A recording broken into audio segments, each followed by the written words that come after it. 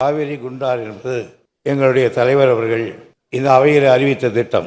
அன்றைக்கு அவர் அறிவித்த அவருடைய வார்த்தையிலே சொல்கிறேன், வெள்ளக்காலங்களில் காவிரி ஆற்றில் பெருகும் உபநீரை வறண்ட மாவட்டங்களுக்கு கொண்டு செல்வதற்கான காவிரி வைகை குண்டாறு இணைப்பு திட்டத்தின் முதற்கட்டமாக காவிரி ஆற்றின் குறுக்கே கட்டளை பகுதி கதவணை அமைக்கும் திட்டம் 165 கோடியில் மதிப்பீடு செயல்படுத்தப்படும் என்று 2008ஆம் ஆண்டு இந்த மன்றத்திலே எங்கள் தலைவர் அவர்கள் தெரிவித்தார்கள்.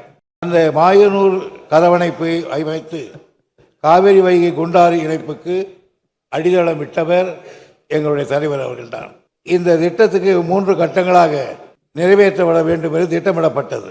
முதல் கட்டம் காவிரி முதல் தெற்கு வெள்ளாறு வரையில் 188.45 கிலோமீட்டர். இரண்டாவது கட்டம் தெற்கு வெள்ளாறு முதல் வைகை வரையில் 109.69 கட்டம்.